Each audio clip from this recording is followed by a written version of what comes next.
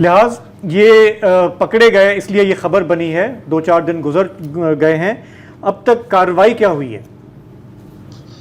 जी बहुत बहुत शुक्रिया। एक तो ये है कि इतवार के रोज़ ये मामला हुआ था और उसके बाद तकरीबन चीफ सेक्रेटरी और इसके अलावा जो हमारे इंटेलिजेंस हुक्काम ने उसके लिए एक खुसूसी कमेटी उसने तश्कील दी और इस वक्त कमेटी बाकायदा तौर पर नोटिफाई हो चुकी है। तमाम तर आलात जो मुतल्लिका पुलिस स्टेशन की हदूद में पकड़े गए ईटा ने उनके हवाले कर दी गई कमेटी, जिसमें स्पेशल ब्रांच ISI और दीगर इंटेलिजेंस इदारों के एहलकार भी है। उन्होंने कॉल डेटा रिकॉर्ड को बाकायदा तौर पर ट्रेस करके इन चीज़ों के मुतालिक इन्वेस्टिगेशन शुरू कर दी है। इस वक्त ये इन्वेस्टिगेशन जारी है। हम हद भी तो नहीं कह सकते कि कहाँ तक वो पहुंचे, लेकिन इस मामले के तौर पर बाकायदा चीफ सेक्रेटरी ज़ाती दिलचस्पी इसमें ले रहा है। जहाँ तक पुलिस का कहना है, उनका मौक़िफ़ यही है कि चीफ सेक्रेटरी की ज़ाती दिलचस्पी के बायस इस वक्त इस पूरे नेटवर्क के पीछे हम काम कर रहे हैं, क्योंकि कई मकामात ऐसे हैं कि जिसके मुताबिक हमें पता है कि कौन कौन है, लेकिन वो कह रहा था कि अगर हम इनको गिरफ्तार कर लेंगे तो इनकी FIR में जो दफात लगेंगी वो फिर बहुत कमज़ोर होंगी। इसी वजह से तहकीकात और सबूत मुकम्मल होने के बाद बाकायदा तौर पर इनके खिलाफ FIRs का इंदराज किया जाएगा। ठीक है, अच्छा लिहाज अब जाहिर है कि ये तो इस वक्त स्कैंडल आया है, लेकिन पहले भी मेरा ख्याल है कि इस तरह का कुछ होता तो रहा है। जितने भी मेरी अभी स्टूडेंट से बात हुई है, कुछ डॉक्टर से भी बात हुई है, वो कह रहे हैं कि यार इस वक्त तो हेडलाइन बनी है क्योंकि किस किस्म के आलात इस्तेमाल किए गए हैं चीटिंग के लिए, लेकिन चीटिंग इस एग्ज़ाम में कोई नई बात नहीं है। तो कुछ आप थोड़ा सा हमें बता सकते हैं माजी के रिकॉर्ड के बारे में? माजी में ये 2000 तकरीबन 7 में बाकायदा तौर पर ईटा का पूरा टेस्ट उस वक्त 12 लाख रुपए में फरोख्त हो रहा था, यानी एक दिन पहले बाकायदा तौर पर। लेकिन उन दिनों चूंकि आपको पता है व्हाट्सएप वगैरह का कोई मैकेनिज्म नहीं था, इसलिए फोटोस्टेट की दुकानों पर मखसूस लोग इनको बेचते थे। 12 लाख, फिर उसी रात तकरीबन देर रात तक 6 लाख रुपए तक उसकी कीमत आई और ईटा को पूरा टेस्ट कैंसिल करना पड़ा था जो मेडिकल कॉलेज इसके लिए लिया गया था। अजरार पर मैं इस टेस्ट के मुतालिक बता दूं कि इतवार के दिन होने वाले इस टेस्ट के लिए ज़ाती तौर पर मुझसे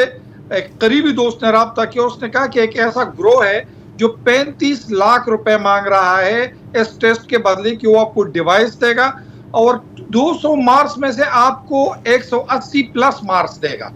और बाकायदा तौर पर उस डिवाइस के बदले आपको उस दिन 80,000 रुपए पे करने होंगे और इसके बाद जो 35 लाख रुपए है वो उन लोगों को अदा नहीं करने होंगे, बल्कि वो आपको अदा कर दे, सिर्फ आप इसकी वेरिफिकेशन कर दें। आपने आगे जाके जितने उसमें कमाने हैं वो कमा ले, आप 40 लाख में कह दें, 42 लाख में कह दें, और आपने अगले दिन जब उसके 180 मार्क्स आ जाएंगे तो आप हमें 35 लाख रुपए दीजिएगा। इत्तेफाक की बात है कि जब मेरी उनसे बात हुई थी तो कह रहे थे कि हमने 800 से ज़ायद डिवाइसेस जो है वो खरीदे हैं और इस वक्त वो 800 से ज़ायद डिवाइसेस खैबर पख्तूनख्वा के 44 जो यहाँ पर सेंटर्स कायम किए गए थे इंडिकेट टेस्ट के लिए, वहाँ पर डिस्ट्रीब्यूट किए गए हैं। उन्होंने कहा कि कुछ लोगों ने 40, कुछ ने 42, इस तरह की रकूम जो है वो लोगों से लिए।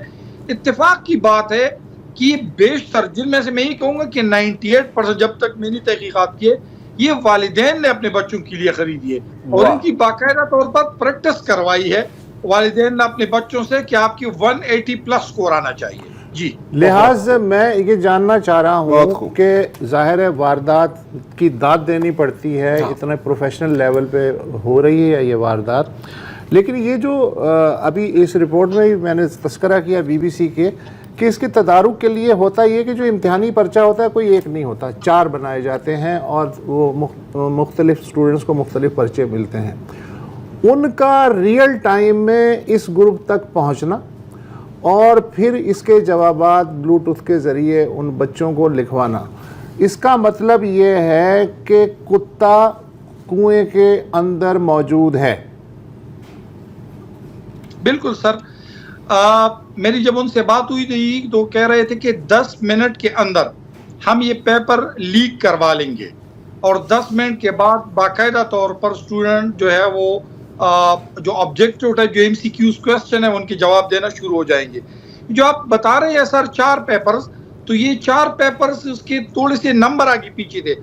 फॉर एग्जांपल मैं, आप, जरार साहब और इस वक्त जो शाजीब जिलानी साहब है वो बैठे हुए हैं, तो हो सकता है जो उनका 23वां क्वेश्चन हो वो मेरा 11वां क्वेश्चन हो, जरार साहब का जो 7वां क्वेश्चन हो वो शायद आपका जो है वो 17वां क्वेश्चन हो। सिर्फ सवालात वही थे, उसके पैटर्न जो है उसके नंबर जो है वो आगे पीछे कर दिए गए थे। अब जो ये सब पेपर लीक हुआ है तकरीबन आधे घंटे यानी 25 से आधे घंटे के बाद इस पेपर को लीक होना था, और ये जो 213 तुलबा व तालिबात के साथ पकड़े गए हैं, ये जो डिवाइसेस है जिनमें किसी हद तक एक 4-5 जो है वो पेन भी है, बाकी ये जो आपने बताया वीआईपी डिवाइस है,